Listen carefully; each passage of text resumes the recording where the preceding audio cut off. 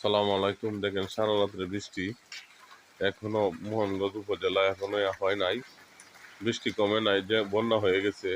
আসলে এই বন্যার পরিস্থিতিতে কি হয় জানি না, সব ধান নিয়ে গেছে।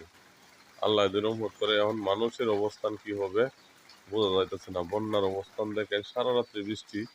এখন একটু সকালে 6টার দিকে হালকা মানে করতেছে, তাও ঘুরে নাই।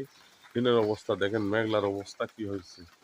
যে কোনো সময় মানুষের কি দুর্যোগ হয় বলা যায় না। মানুষ কত কষ্টে আছে, কষ্টের মাঝে দেখেন এক হলো ঘূর্ণিঝড়, এক হলো বন্যা, এক হলো বৃষ্টি। বৃষ্টিও কমতেছে না, ঘূর্ণিঝড়ও মানে হইতেছে না। মানুষ যদি আল্লাহ পাক রক্ষা করে, সবাই ভিডিওটা শেয়ার করে দিবেন, সবাই যেন পাশে থাকেন। এই ভিডিওটা আসলে সুন্দর একটি বিষয়গুলো এটা আপনারা দেখবেন। আসলে বন্যার যে একটা বিষয়, আর বৃষ্টির একটা বিষয়, আর ঘূর্ণিঝড়ের একটা বিষয়, সবগুলা মিলিয়ে যেমন কত কষ্টের মাঝে বন্যা বসবাস করে, একটু দেখেন। ধন্যবাদ।